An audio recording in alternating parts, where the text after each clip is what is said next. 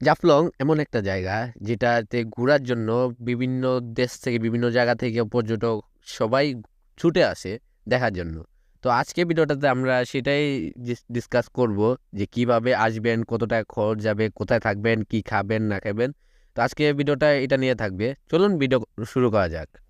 জাফলং যাওয়ার জন্য আপনার বাংলাদেশের যে কোনো জায়গা থেকে সর্বপ্রথম সিলেট আসতে হবে, বা দেশের যে কোনো জায়গা থেকে আপনার প্রথমে সিলেট আসতে হবে। সিলেট আসতে হলে আপনার সর্বপ্রথম আপনার চয়েস করতে পারেন বাস এবং ট্রেন এবং প্লেন। আপনার তিন ওয়েতে আসতে পারবেন সিলেটে, কারণ সিলেটের তিনটায় আছে অ্যাভেলেবেল। তো আপনার যেটা সুবিধা হয় সেটাই আসতে চাইবেন। তো আপনাকে আমি সাজেস্ট করবো, যদি কম বাজেটে ঘুরতে চান তাহলে ট্রেনটে আপনার জন্য সাজেস্ট থাকবে ট্রেনে আসার জন্য। তো ট্রেন যদি আপনাদের বাসার বা আশেপাশে থাকে তাহলে আসার অবশ্যই মাসবির চেষ্টা করবেন, কারণ ট্রেনের মতো ঘোরার মজা আর কোথাও পাবেন না। আপনারা সর্বপ্রথম আপনারা চেষ্টা করবেন যে রাত্রে বাসে বা ট্রেনে ওঠার জন্য, তাহলে সকাল সকাল সিলেট আসে আপনারা উঠতে পারবেন সকালকে। আসার পর আপনারা ডিসাইড করতে হবে যে আপনারা কি কি ঘুরবেন আর কোথায় কোথায় যাবেন আর কিসে যাবেন। মেন কথা হচ্ছে এটা। আপনারা যদি ভেঙে ভেঙে যে এখান থেকে ওইখানে, ওইখান থেকে ওইখানে যাবেন, তাহলে আপনাদের ভাড়াটা একটু কম যাবে, একটু কম খরচ হবে। আর যদি আপনারা চান যে একটু বেশি খরচ করে কমফোর্টভাবে আপনারা রিল্যাক্সভাবে আপনারা ঘোরাফেরা করবেন, তাহলে আপনাদেরকে বলবো যে রিজার্ভ নিয়ে নেন। দুইটা বেশি হলে আপনারা সিলেটে সকল জায়গা ঘুরে দেখতে পারবেন। আর যে কোনো ওয়েতে আপনারা যেতে পারবেন, সিএনজি বলেন, লেগুনা বলেন, বাসে বলেন, যে কোনো উপায়ে যেতে পারবেন। যদি আপনারা রিজার্ভ যেতে চান তাহলে আমাদের যে নাম্বারটা আছে, নিচে নাম্বার দেওয়া আছে, ওই নাম্বারে যোগাযোগ করতে পারবেন।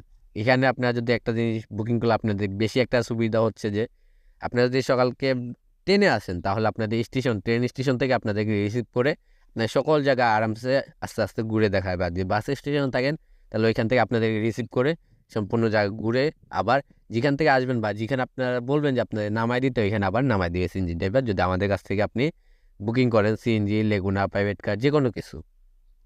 সকালকে আসার পর তো আপনারা সর্বপ্রথম নাস্তা করতে হবে। যদি আপনারা রিজার্ভ যান, যে আমাদের যে কন্ট্যাক্টে যে নাম্বার দেওয়া থাকবে ওই নাম্বারে যোগাযোগ করে আপনারা যদি যান তাহলে আপনাদের 1 টাকাও খরচ লাগবে না। আর যদি এমনি আপনারা নিজস্বভাবে যেতে চান বা আলাদা যেতে চান তাহলে আপনাদেরকে 150 থেকে 200 টাকা গুনতে হবে রিজার্ভ। সিলেটের জাফলংয়ের দূরত্ব হচ্ছে 60 কিলোমিটার। তো আপনারা নাস্তা করে আল্লাহর নাম নিয়ে বের হয়ে যেতে পারবেন। আর আপনাদেরকে আবার আমি বলে দিচ্ছি, যদি আপনারা লোকালে যেতে চান ভেঙে ভেঙে, তাহলে আপনারা কদমতলী বাস স্ট্যান্ড থেকে আপনারা বাস পেয়ে যাবেন। লোকাল বাসে ভাড়া হচ্ছে 60 থেকে 90 টাকার ভিতরে। আর বিরতিহীন একবার ডাইরেক্ট বাস হচ্ছে আপনার 120 থেকে 150 টাকার ভিতরে থাকবে। এরপর আপনাদের প্রয়োজন অনুযায়ী, সুবিধা অনুযায়ী, তারপর হচ্ছে সুবানীঘাট। সুবানীঘাটও হচ্ছে আপনার জাফলং বাসের কাউন্টার আছে, এখানে আপনার সেম ভাড়া 60 থেকে 90 টাকার ভিতরে হচ্ছে আপনার লোকাল বাস। আর ডাইরেক্ট বাস হচ্ছে আপনার 120 থেকে 150 টাকার ভিতরে এরকম ভাড়া। এই জন্য আপনাদেরকে বলে দিছি এটা হচ্ছে জনপ্রতি ভাড়া। এই জন্য আপনাদেরকে বলে দিছি যদি আপনারা সিএনজি নিয়ে যান তাহলে আপনাদের ভাড়াটা হিসাব করলে সিমিলারে পড়ে। যদি রিজার্ভ নিয়ে যান, যদি চান তাহলে আমাদের কাছ থেকে রিজার্ভ নিতে পারবেন, এবং আপনারা চাইলে আপনার নিজে বাস যাচাই বাছাই করেও রিজার্ভ নিতে পারবেন। সেটা হচ্ছে আপনার ব্যক্তিগত বিষয়। একটা বড় সুবিধা হচ্ছে আপনারা যদি বাসে যান তাহলে আপনার ডাইরেক্ট যেতে হবে। আর যদি সিএনজি নিয়ে যান, রিজার্ভ নিয়ে যান, বা মাইক্রোবাস বা লেগুনা, যে কোনোটা নিয়ে যদি যান তাহলে আপনারা যদি ভালো একটা স্পট, ভালো জায়গা যদি দেখেন তাহলে এখানে আপনারা দাঁড়াতে পারেন। আপনার কিছু সময় স্পেন্ড করতে পারেন, ফটো তুলতে পারেন।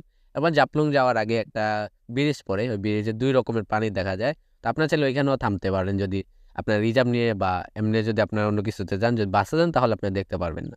শুধুমাত্র রিজার্ভ নিলে তাহলে দেখতে পারবেন।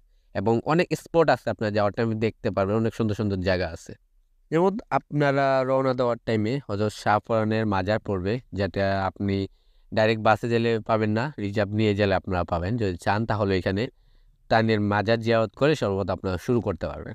আপনারা জাফলং যেতে হলে আপনাদেরকে 1 ঘন্টা 30-40 মিনিটের মতো সময় লাগবে। তারপর তো আপনি আপনার লোকেশনে পৌঁছে গেলেন। তো আপনারা যদি বাসে যান তাহলে আপনার মেন রোডে নামায় দিবে, আর যদি সিএনজি নিয়ে যান তাহলে আপনাদের মেইন স্পটে আপনাদের নামায় দিবে। আপনারা নামিয়ে সর্বত আপনারা যদি চান তাহলে ওইখানে খাবার খেয়ে নিতে পারেন, আর যদি না চান তাহলে আপনারা ঘুরে ফিরে এসে তারপরে আবার খেতে পারবেন। তারপরে এখানে ঘোরাফেরা করে আপনারা আবার সিলেট রওনা দিতে পারবেন। যদি চান তাহলে আপনার বাসে যদি আসেন তাহলে আপনার ডাইরেক্ট আসতে হবে। আর যদি সিএনজি নিয়ে যান তাহলে এখানে আরও কয়েকটা স্পট আছে। আপনারা সিএনজি ড্রাইভারকে বললে সিএনজি ড্রাইভার আপনাদেরকে ঘুরায় দেখাইবে, বা লেগুনা নিয়ে গেলে আপনাদেরকে ঘুরায় দেখাইবে। তো আপনারা ওইখানে চাইলে অনেক জায়গা আছে, এখানে ঘুরতে পারেন। এরপর আপনারা যদি চান তাহলে আবার সিলেট শহরের ভিতরে আবার চলে আসতে পারবেন। সিলেট শহরে এসে আপনারা দুপুর লাঞ্চ করে নিতে পারবেন। যেমন ফানশিপ আসবে আপনাদেরকে বলছিলাম, ওইখানে এসে আপনারা আবার লাঞ্চ করে নিতে পারবেন। তারপর আপনারা যদি সিলেট শহরে চলে আসেন তাহলে তার বিষয় আলাদা। আর যদি সিলেট শহর না আসেন তাহলে জাফলং দিয়ে আপনারা সাদা পাথর যেতে পারবেন। এরপর আরও অনেকগুলো আছে, যেমন ডিবির হাওর, আরও অনেক কিছু আছে। আপনারা যদি চান তাহলে এখানে আরও ঘুরতে পারবেন, সেটা নিয়ে অন্যদিন কথা হবে। তো আপনাদের সুবিধার্থে আমি বলে দিই, যদি চান তাহলে আপনি রিজার্ভ নিতে পারবেন সিএনজি। আর যে কোনো জায়গা থেকে আপনারা রিজার্ভ যদি সিএনজি নেন তাহলে বেস্ট হয়, আমি যেটা মনে করি। আর যদি শুধুমাত্র খালি জাফলংয়ে যাবেন তাহলে আপনারা লোকালে যান, মানে বাসে যান, তাহলে আপনাদের খরচটা কম পড়বে, সেটাই আপনাদেরকে সুবিধা হবে। তো আর বাদ বাকি হচ্ছে আপনার হোটেল বুকিং। যদি চান যদি জাফলং থাকতেন তাহলে জাফলং অনেকগুলো হোটেল আছে, ওইখানেও হোটেলে থাকতে পারবেন। আর যদি না চান যে আবার সিলেট শহরে আসবেন বা আপনার রাত্রে আবার ব্যাক করুন আপনাদের ইয়াতে, তাহলে আপনারা সিলেট শহর আবার আসতে পারবেন। যদি গাড়ি দিয়ে আসেন তাহলে আপনার হুমায়ুন রশিদ চত্বর বা সোবানীঘাট বা কদমতলী আপনার দুইখানে যেতে পারবেন। যদি কদমতলী যান তাহলে ওইখান থেকে আপনাদেরকে আরও সুবিধা হবে আপনার যাওয়ার জন্য, বাস পেয়ে যাবেন, ট্রেনও পেয়ে যাবেন। আর যদি না চান তাহলে রাতে থাকার জন্য আপনার হোটেল হযরত শাহজালালের মাজার, এখানে অনেকগুলো হোটেল আছে, কম দামি হোটেল আছে, আপনারা এখানে থাকতে পারবেন। আর বিকালকে সময় চাইলে আপনার সিলেট সিটির ভিতরে ঘুরতে পারবেন। এরপরে আমার নেক্সট ভিডিওটা হচ্ছে আপনার যে সাদা পাথর নিয়ে, বোলাগঞ্জ সাদা পাথর নিয়ে আপনার কীভাবে যাবেন, কত টাকা খরচ আসবে, সে বিষয়ে থাকবে নেক্সট ভিডিও। আর যদি আপনারা একান্তভাবে আপনাদের ইয়াতে ফিরে যেতে চান, আপনাদের ডিস্ট্রিক্টে, তো আপনারা চাইলে চলে যেতে পারেন। আর যদি হোটেল বুকিংয়ে থাকতে চান তাহলে আপনি হয়তো শাহজালালের মাজার এখানে আপনারা চেষ্টা করবেন হোটেল বুকিং দেওয়ার, কারণ এখানে কম দামি অনেক হোটেল আছে। তো এই ছিল আজকে ভিডিওটা কেমন লাগছে অবশ্যই কমেন্ট করে জানাবেন। আর যদি কোনো কিছু বিস্তারিত জানার থাকে তাহলে অবশ্যই কমেন্ট করবেন। সবাই সুস্থ থাকেন, ভালো থাকেন, আল্লাহ হাফেজ।